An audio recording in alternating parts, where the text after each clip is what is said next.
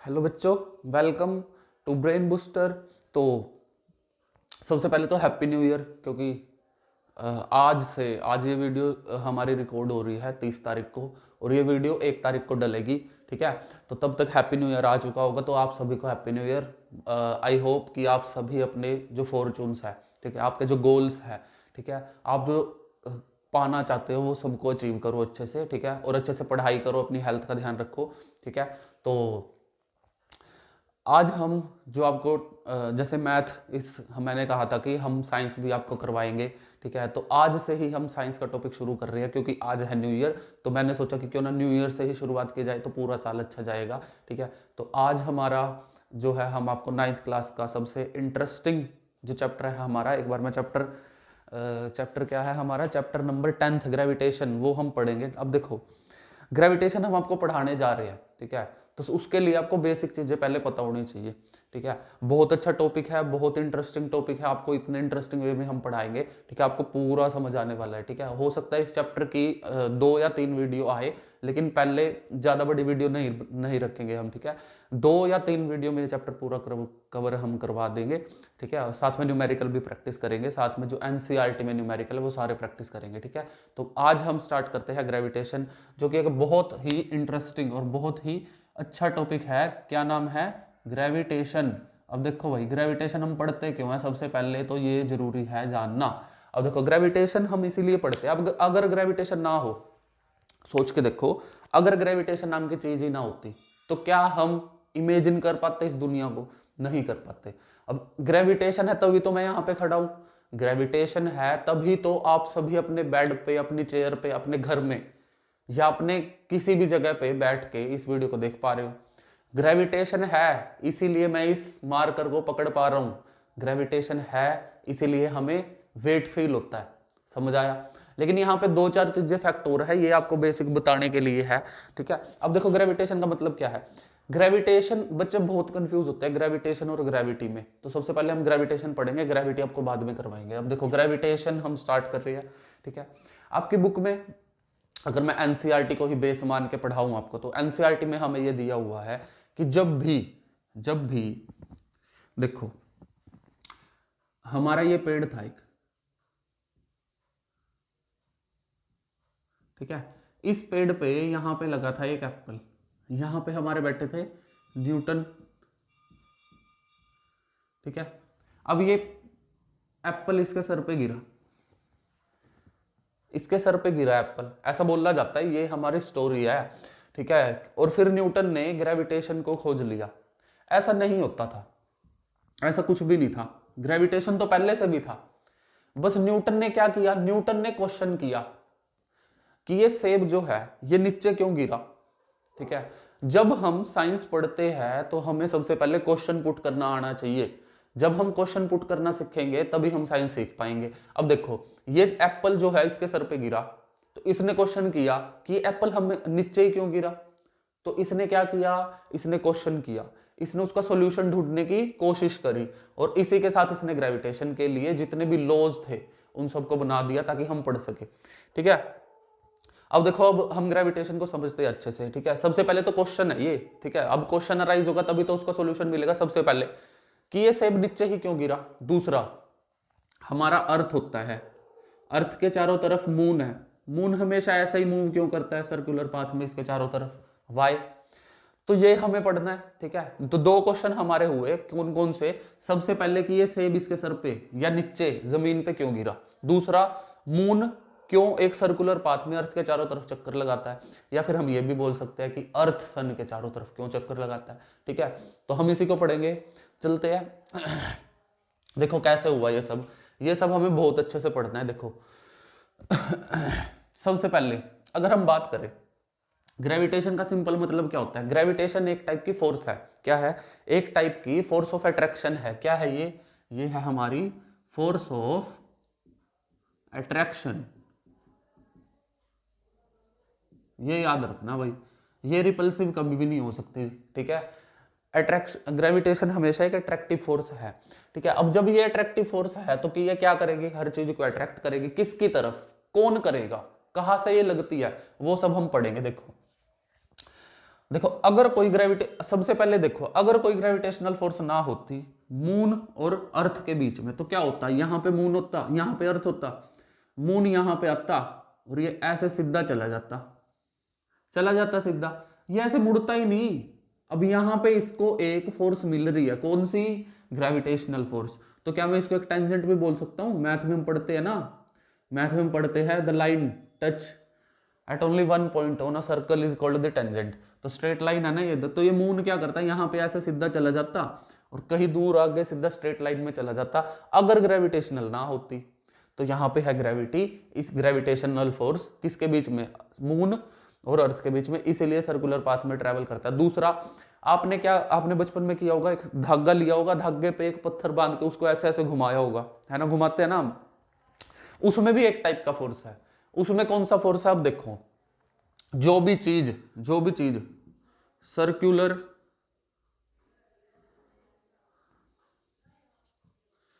Circular motion करेगी, उसमें एक फोर्स होता है जिसको हम बोलते हैं सेंट्रीपिटल फोर्स। तो सेंट्रीपिटल फोर्स क्या है, सेंट्रीपिटल फोर्स एक ऐसा फोर्स है जो किसी भी चीज को सर्कुलर पाथ में रोटेट करवाएगा, किसमें, सर्कुलर पाथ में रोटेट करवाएगा, और always act towards the centre, और हमेशा कहाँ लगेगा, सेंटर की तरफ लगेगा हमेशा। ये क्या करेगा, ये उस पत्थर को हमेशा ऐसे ऐसे मूव करवाएगा, ये उसको कभी भी ऐसे सीधा नहीं गिरने देगा, ऐसे नहीं गिरने देगा। और जब आप उस धागे को छोड़ दोगे तो ये पत्थर क्या करेगा, ये पत्थर ऐसे सीधा स्ट्रेट लाइन में चला जाएगा और दूर जाके कहीं पे गिरेगा, लेकिन गिरेगा जरूर, किस पे, अर्थ पे, है ना। ऐसा तो नहीं होता ना हमने कोई चीज फेंकी और वो हवा में चलती जा रही है, ऐसा कर नहीं सकते हम, ठीक है। ऐसा अगर करना है तो रॉकेट्स का इस्तेमाल करना पड़ेगा। वहां पे एक और कंसेप्ट आता है, वहां पे आता है एस्केप वेलोसिटी का कंसेप्ट, वो है +1 से रिलेटेड टॉपिक, तो वो हम अभी डिस्कस नहीं करेंगे, ठीक है। तो ये आपको समझ आया कि सेंट्रीपिटल फोर्स का क्या मतलब है। तो सेंट्रीपिटल फोर्स क्या है, सेंट्रीपिटल एक टाइप का फोर्स है जो हमेशा किसी भी ऑब्जेक्ट को सर्कुलर पाथ में रोटेट करवाता है और साथ में हमेशा टुवर्ड्स द सेंटर की तरफ हमेशा लगेगा, ठीक है। अब हम चलते हैं हमारे आगे, अब हमें पढ़ना क्या है, ठीक है। तो आपको फोर्स ऑफ अट्रैक्शन समझ आया, ठीक है, सेंट्रीपिटल फोर्स समझ आया। अब देखो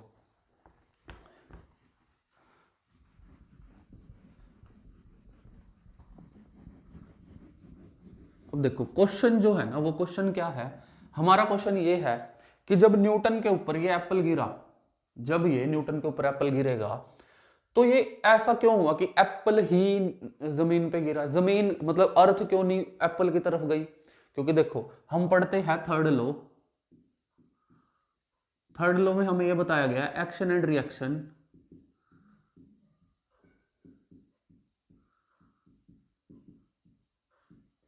are equal and opposite. Equal in the sense मतलब उनका मैग्नीट्यूड क्या होगा, मैग्नीट्यूड इक्वल होगा, और डायरेक्शन क्या होगी, अपोजिट होगी। अब देखो जैसे कि एप्पल था, ये मान लो ये मेरा हाथ जो है, ये हाथ है मेरा सरफेस किसका, अर्थ का, और यहाँ पे कहीं था एप्पल। तो ये एप्पल जब नीचे गिरता गया जमीन पे गिरा। अब देखो अब ये अर्थ जो है, अर्थ एप्पल पे कोई फोर्स लगा रहा है तभी तो ये नीचे गिरा ना, कौन सी फोर्स, ग्रेविटेशनल फोर्स, ठीक है। अब देखो थर्ड लॉ हमें सिखाता क्या है, थर्ड लॉ हमें बोलता है कि एक्शन का एक अपोजिट रिएक्शन होगा सेम मैग्नीट्यूड का लेकिन डायरेक्शन अपोजिट। तो ऐसा क्यों नहीं होता कि कभी भी अर्थ हमें ऐसे ऊपर की तरफ जाती हुई नहीं दिखाई देती, क्यों नहीं होता। देखो यहां पे आ जाता है हमारा कंसेप्ट। क्वेश्चन आपको समझ आया, क्वेश्चन आपको समझ आ चुका है, क्या है क्वेश्चन ये है कि why always Apple fall on the surface of earth, ठीक है, कि एप्पल ही हमेशा सरफेस पे क्यों गिरेगा, अर्थ क्यों नहीं एप्पल के पास चली जाती, ऐसा क्यों नहीं होता। देखो ऐसा हमारा थर्ड लॉ तो हमें बोलता है कि ऐसा होना चाहिए, लेकिन सेकंड लॉ हमें नहीं बोलता। सेकंड लॉ हमें बताता है कि जो एक्सेलरेशन होती है ना, एक्सेलरेशन इनवर्सली प्रोपोर्शनल होती है मास का, किसका मास, ऑब्जेक्ट का मास। अब मेरी बात सुनो, अगर हम एप्पल को देखें और अर्थ को देखें, किसका मास ज्यादा है, मास हमारी अर्थ का बहुत ज्यादा है as compare to an apple. Apple का मास नेग्लिजिबल भी बोल सकते हैं, मतलब जीरो, अप्रोक्सीमेटली जीरो अर्थ के कंपैरिजन में, क्योंकि अर्थ का मास 10⁻24 किलोग्राम में आता है, लेकिन एप्पल का मास तो कुछ भी नहीं है, उसके सामने 250 ग्राम का भी नहीं होता एक एप्पल, तो 100 ग्राम्स का होता है। तो इसलिए हम ये बोल सकते हैं कि जितना कम मास होगा, जितना कम मास होगा उतनी ज्यादा एक्सेलरेशन होगी। तो देखो इसकी एक्सेलरेशन बहुत ज्यादा है, एक्सेलरेशन अर्थ की भी है कुछ ना कुछ, ये अर्थ की भी है एक्सेलरेशन, लेकिन नेग्लिजिबल। क्यों? क्योंकि मास जो है वो बहुत ही ज्यादा है, इंक्रीज हो चुका है। लेकिन एप्पल का मास बहुत कम, तो एप्पल का मास कम है तो इसकी एक्सेलरेशन हमें ज्यादा फील होगी। अर्थ का मास बहुत ज्यादा है इसीलिए उसकी एक्सेलरेशन हमें कम फील होगी। तो इसीलिए जब ये नीचे गिरता है ना, अर्थ भी चलता है, अर्थ भी रोटेट करता है, देखो हम पढ़ते हैं ना प्लेनेटरी सिस्टम में, लेकिन हमें वो नेग्लिजिबल लगता है। किस वजह से? क्योंकि इसका मास बहुत ज्यादा है और एप्पल का मास बहुत कम, इसलिए हमें हमेशा एप्पल ही नीचे गिरता हुआ दिखाई देगा। अब यहाँ पे एप्पल ही नहीं, यहाँ पे कोई भी फ्रूट हो सकता है, कोई भी पत्थर हो सकता है, कोई स्टोन हो सकता है, ठीक है, कोई भी ऑब्जेक्ट हो सकता है जिसको हम ऐसे ऊपर गिरते हैं वो हमेशा नीचे गिरेगा। क्यों? क्योंकि उसका मास है negligible. From the second law हमने पढ़ा था, acceleration is inversely proportional to the mass of an object. अब अगर मास हमारा कम होगा तो एक्सेलरेशन बढ़ जाएगा, एक्सेलरेशन बढ़ेगा तो हमें वो ऐसे ऊपर नीचे दिखेगा चलता हुआ, ठीक है। तो ये आपका कंसेप्ट है मेनली। अब देखो जैसे कि हम देखते हैं, प्लैनेटरी सिस्टम, देखो प्लैनेटरी सिस्टम हमारा ये है सन, फिर सेकंड नंबर पे एक प्लैनेट आ गया जिसका नाम होता है मर्क्यूरी, फिर हमारा आगे आता है पहले वीनस आता है, फिर मर्क्यूरी, फिर हमारा अर्थ आ जाता है, ठीक है, अर्थ आ गया, फिर आ जाएगा मार्स, ठीक है, मार्स के बाद हमारा जुपिटर। एक मिनट में इसको साफ कर दूं।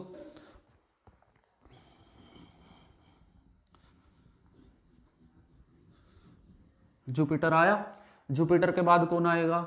लाइन वाइज बता दो मेरे को, याद है किसी को? जुपिटर के बाद हमारा आता है, सॉरी मार्स है ना, ये वीनस, मर्क्यूरी, अर्थ, मार्स, जुपिटर, सैटर्न। सैटर्न के बाद हमारा आएगा यूरेनस, लास्ट में नेपच्यून।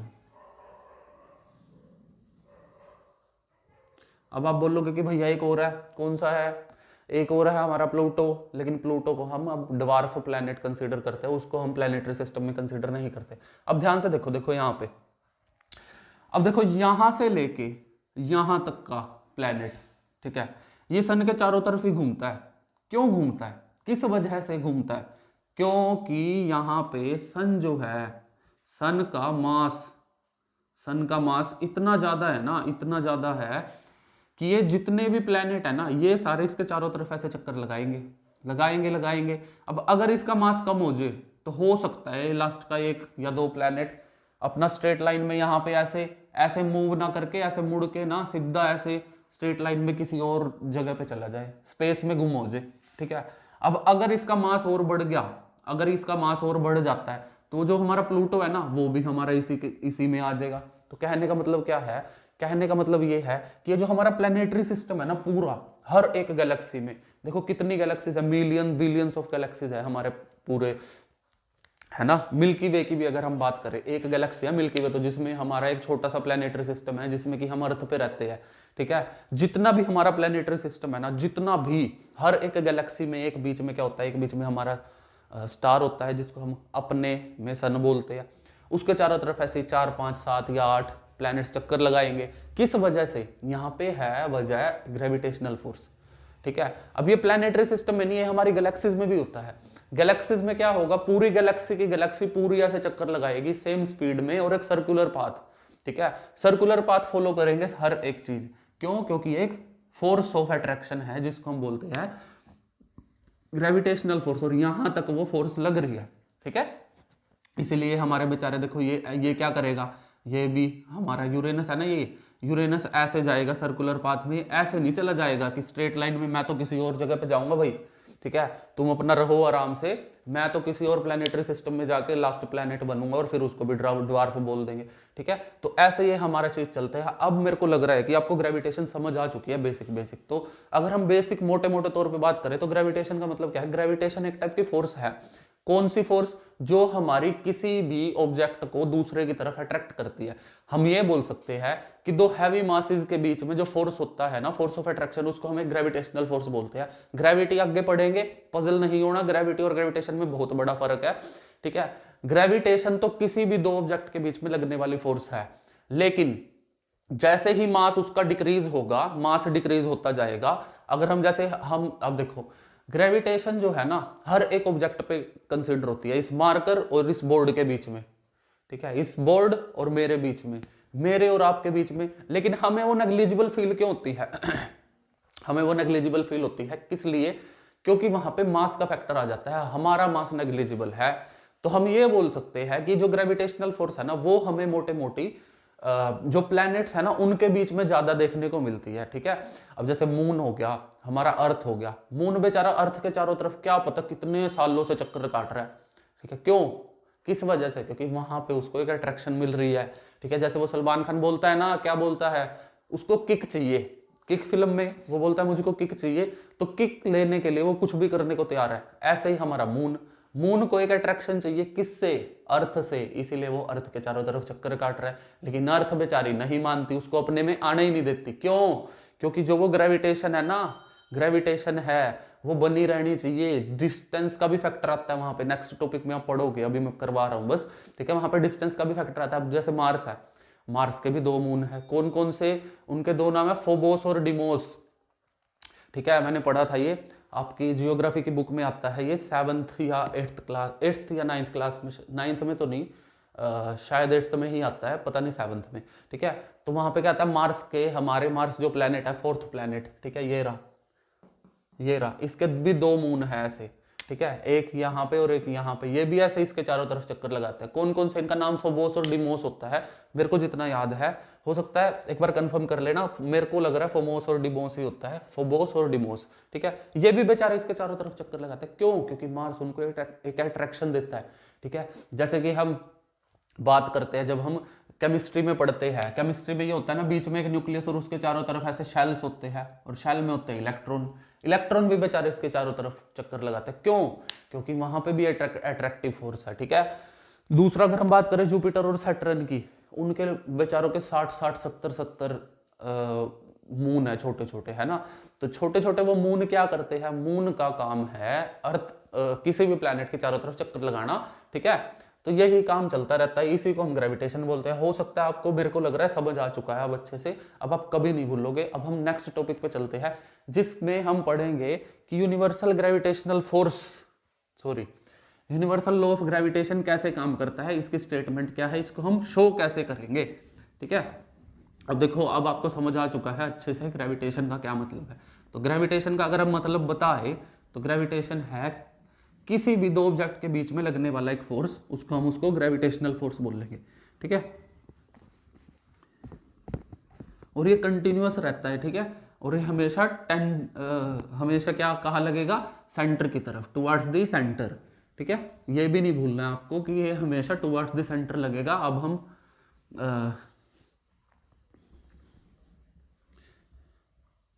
अब आपने जैसे कि जान लिया कि ग्रेविटेशन का क्या मतलब है। अब हम नेक्स्ट टॉपिक पे चलते हैं, जिसका नाम है यूनिवर्सल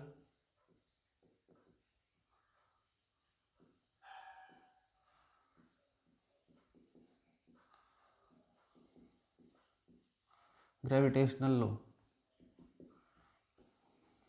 ठीक है। अब देखो, यूनिवर्सल ग्रेविटेशनल लॉ हमें बोलता क्या है। सबसे पहले मैं आपको इसकी स्टेटमेंट याद करवाता हूँ, याद नहीं करनी, समझनी है, बोलते ऐसा पर करनी पड़ती याद ही है, ठीक है। अब देखो, इस लॉ ने हमें बताया क्या था। सबसे पहले देखो, according to this law, according to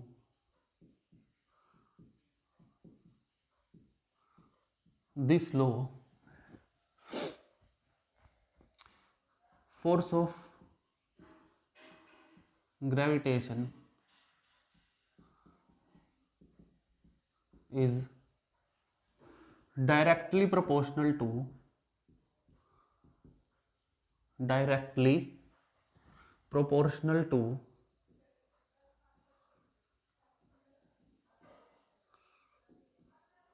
the product of directly proportional to the product of masses of 2 objects and inversely proportional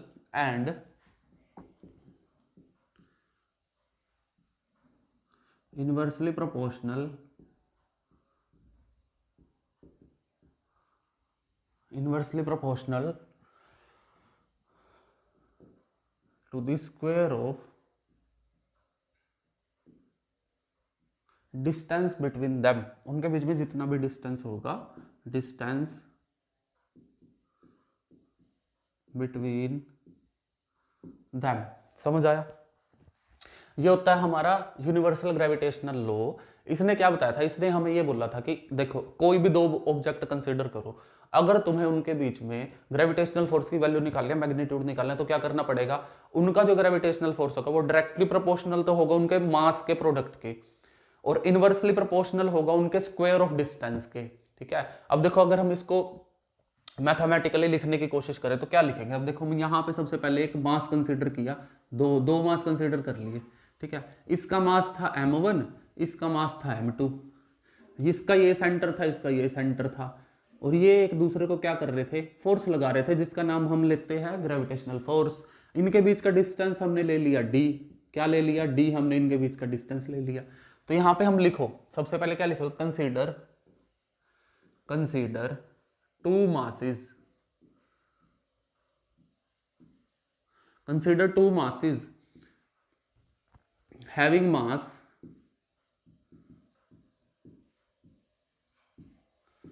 m1 and m2, ठीक है, are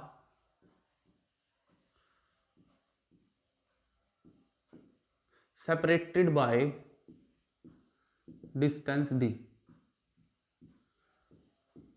समझ आया? हमने क्या लिया, सबसे पहले दो मास कंसीडर करें जिनका मास था m1 और m2, उनके बीच का डिस्टेंस हमने d कंसीडर कर लिया। अब हम देखो according to universal gravitational law, इसके अकॉर्डिंग देखो क्या होगा, क्या हम ये लिख सकते हैं, जो फोर्स ऑफ अट्रैक्शन होगा, मतलब जो ग्रेविटेशनल फोर्स होगा वो डायरेक्टली प्रोपोर्शनल तो होगा प्रोडक्ट ऑफ मासेस। देखो लिख रखा है the gravitation is directly proportional to the product of masses, तो मास के डायरेक्टली प्रोपोर्शनल कर दिया। दूसरा inversely proportional to the square of distance between them, हमने इसका इनवर्सली प्रोपोर्शनल कर दिया इन दोनों के बीच के डिस्टेंस के। इसको मान लो फर्स्ट इक्वेशन, इसको मान लो सेकंड इक्वेशन। यहां पे लिख लो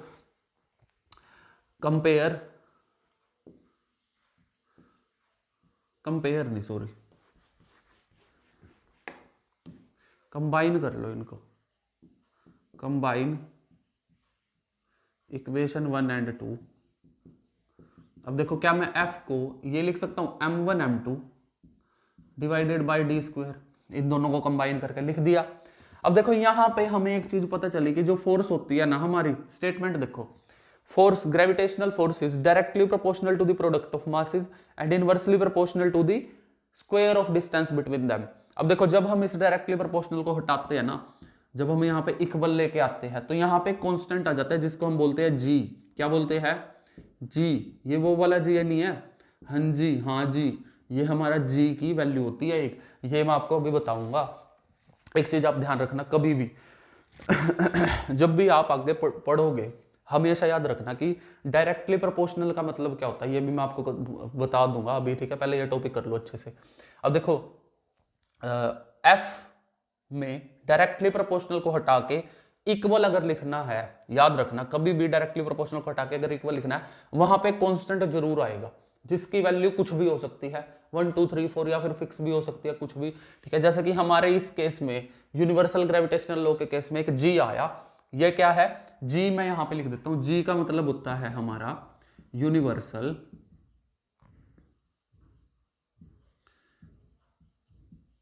ग्रेविटेशनल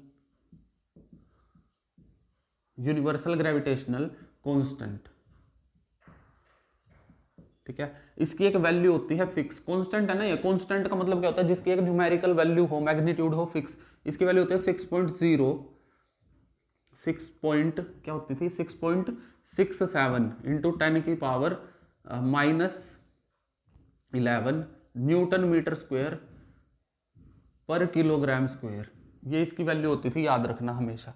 ठीक है, क्या होती थी, न्यूटन मीटर स्क्वायर पर किलोग्राम स्क्वायर। 6.67 इंटू 10 की पावर -11, ये है इसकी वैल्यू कभी भी मत भूलना, ये कांस्टेंट है, ये पेपर में आ सकता है भाई 100%। ठीक है, वो जो 9th के पेपर होते हैं हमारे, वो बहुत इंपॉर्टेंट टॉपिक है, आएगा ये पेपर में। ठीक है, अब आपको मेरे को लग रहा है समझ आ चुका है क्या यूनिवर्सल ग्रेविटेशनल लॉ। एक बार मैं रिपीट कर देता हूँ। यूनिवर्सल ग्रेविटेशनल लॉ हमें ये बोलता है कि जो हमारी फोर्स ऑफ अट्रैक्शन है, मतलब जो ग्रेविटेशनल फोर्स है बिटवीन टू बॉडीज, वो हमेशा डायरेक्टली प्रोपोर्शनल टू होगी प्रोडक्ट ऑफ मासेस के, मतलब जो इनका मास है, और इनवर्सली प्रोपोर्शनल होगी distance of square of distance between them. अब इन दोनों को कर दिया हमने कंबाइन, ये लिख दिया। अब मैंने बताया कि डायरेक्टली प्रोपोर्शनल को हटा के कांस्टेंट लिखना पड़ेगा जब इक्वल लगाना है। तो यहाँ इस केस में, इस टॉपिक के केस में उसकी वैल्यू होती है g, और g का मतलब होता है यूनिवर्सल ग्रेविटेशनल कांस्टेंट, और इसकी वैल्यू होती है फिक्स 6.67 इंटू 10 की पावर -11। यूनिट भी याद रखनी है, क्या है, न्यूटन मीटर स्क्वायर पर किलोग्राम स्क्वायर। ठीक है, ये आपका हो चुका है पूरा टॉपिक। अब मैं आपको सबसे पहले ये बताता हूँ कि डायरेक्टली प्रोपोर्शनल और इनवर्सली प्रोपोर्शनल का क्या मतलब है। देखो, सबसे पहले डायरेक्टली अगर हम इसकी बात करें, डायरेक्टली प्रोपोर्शनल का मतलब होता है, अगर मैं बोलूं कि x जो है डायरेक्टली प्रोपोर्शनल है y के, इसका मतलब यह है कि if y increases then x also increase, if y decreases then x also decreases. ये होता है डायरेक्टली प्रोपोर्शनल। मतलब मान लो कि अगर मैं आपके डायरेक्टली प्रोपोर्शनल हूं, जो कि हूं भी, है ना, अगर मैं डिक्रीज हुआ तो आप भी डिक्रीज होगे, आप डिक्रीज होगे तो मैं भी डिक्रीज होऊंगा। ये होता है हमारा डायरेक्टली प्रोपोर्शनल का केस। ठीक है, अगर मैं इनवर्सली प्रोपोर्शनल की बात करूं,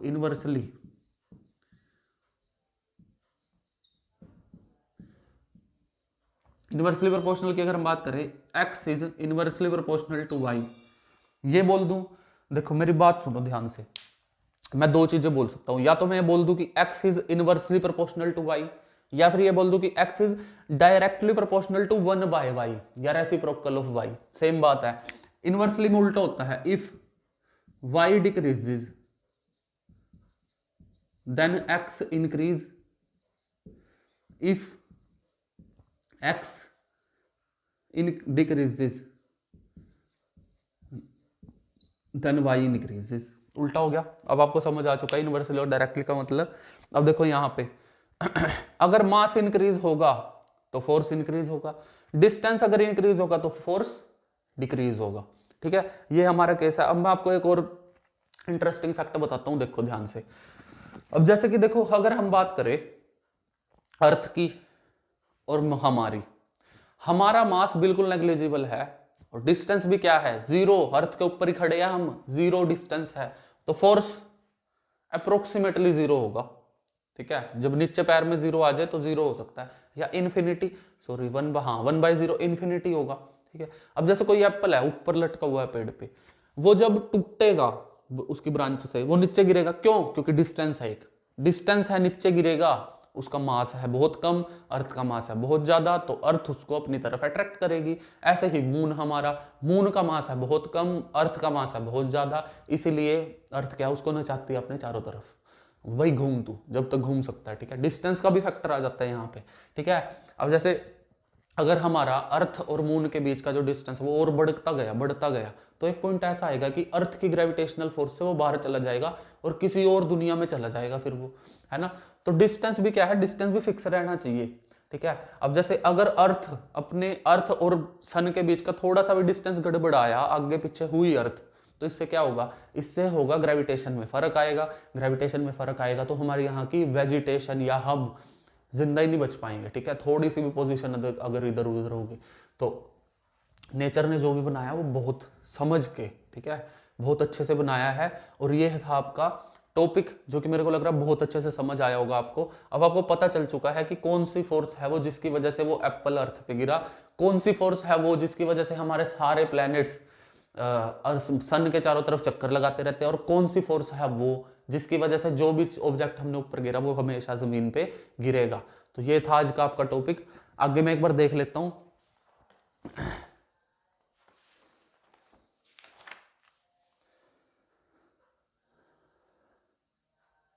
हाँ, यहाँ पे ना कई बार ये जी भी पूछ लेता है। जी क्या होता है, जी हमारा होता है FD² बाय M1 M2, ये याद रखना। ये भी पूछ लेता है कि जी की वैल्यू बताओ, और अगर वो वैल्यू भी पूछे तो ये होती है वैल्यू, याद रखना हमेशा 6.67 इंटू 10 की पावर -11 न्यूटन मीटर स्क्वायर पर किलोग्राम स्क्वायर, याद रखना हमेशा बस।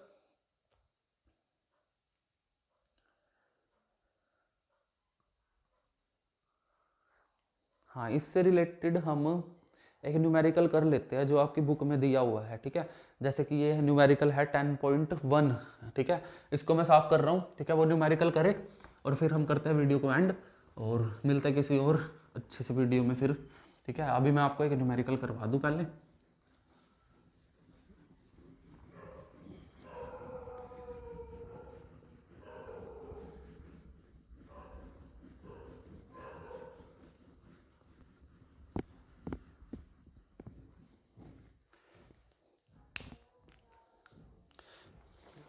देखो, सबसे पहले आप अपनी बुक खोल लो और एग्जाम्पल नंबर 10.1 निकालो। देखो इसमें क्या कहा है, इसमें कहा है the mass of the earth is, देखो हमें मास दे रखा है अर्थ का, कितना है 6 इंटू 10 की पावर 24।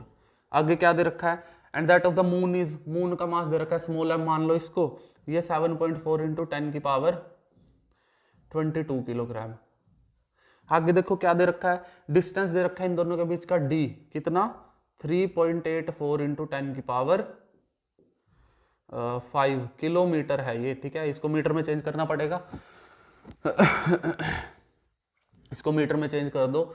जब हम किलोमीटर को मीटर में चेंज करते हैं तो मल्टीप्लाई कराते हैं किससे, 1000 से, तो ये हमारा आ जाएगा 3.84 इंटू 10 की पावर 5 मल्टीप्लाई 10 की पावर 3, 1000 का मतलब 10 की पावर 3, और ये 5 और 3 मिलके क्या बन जाएंगे,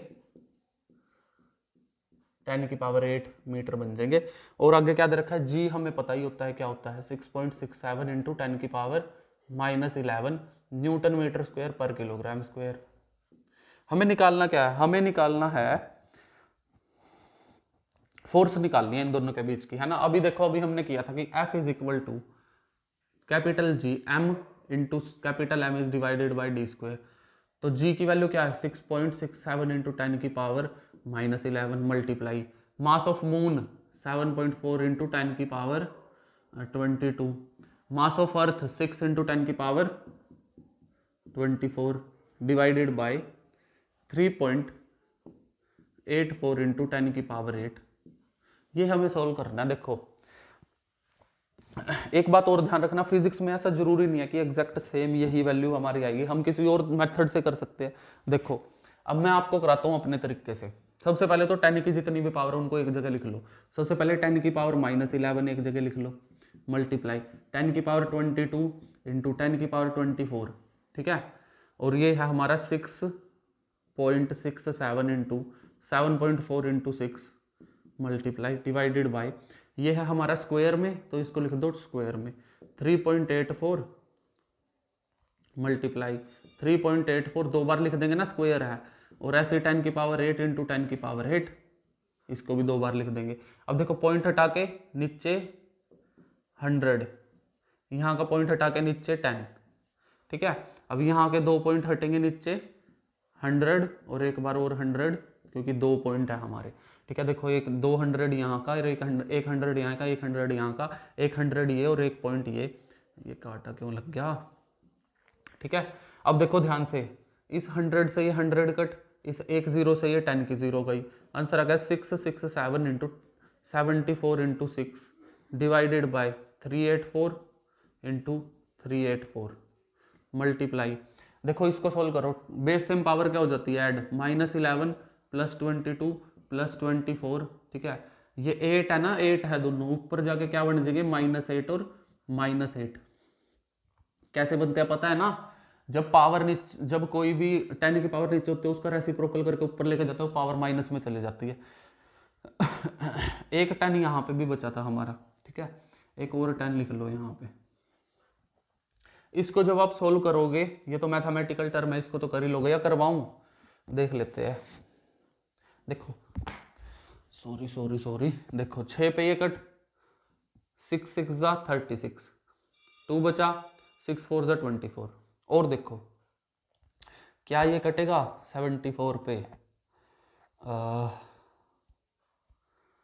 32 इसको काटो, एक सेकेंड।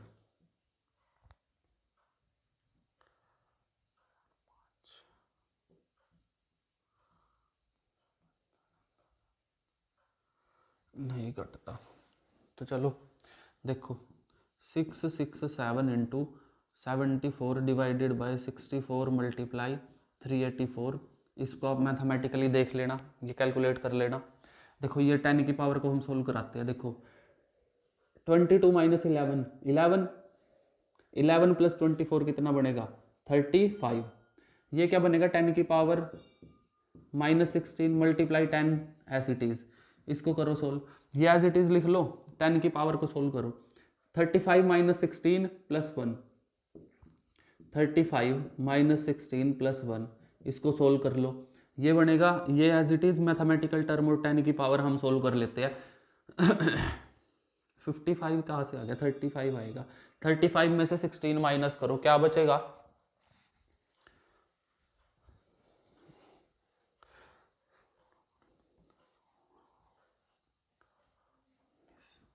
ये बचेगा 19 प्लस 1, ये आ जाएगा 20। और जब आप इसको सोल्व करोगे, ये आपका बुक में क्या दे रखा है 20 है ना हमारा, हाँ 20 है, ये आ जाएगा 2.01 या 201, हाँ 2.01 हमारा आ जाएगा। ये हमारा आंसर आ चुका है अब, ठीक है, सेम ही निकाल दिया हमने तो ये था आपका आज का टॉपिक भाई, ठीक है। आई होप कि आपको बहुत अच्छे से समझ आया होगा। अगर आपको अच्छे से समझ आया है, अगर आपको इस वीडियो से वैल्यू मिली है तो अपने दोस्तों के साथ करिए शेयर। अगर आप नए हैं तो चैनल को करिए सब्सक्राइब और वीडियो को करिए लाइक, ताकि हम आपके लिए ऐसे ही इंटरेस्टिंग वीडियो लाते रहे और आपको टॉपिक समझाते रहे, ठीक है। आज से हमने साइंस शुरू कर दी है और इसको कंटिन्यू करेंगे बहुत अच्छे से, ठीक है। और आगे देखते हैं कितने कौन कौन से टॉपिक हम कर पाते हैं कवर। तो आज के लिए इतना ही, मिलते हैं किसी और बढ़िया से वीडियो में, तब तक के लिए bye bye, thanks for watching.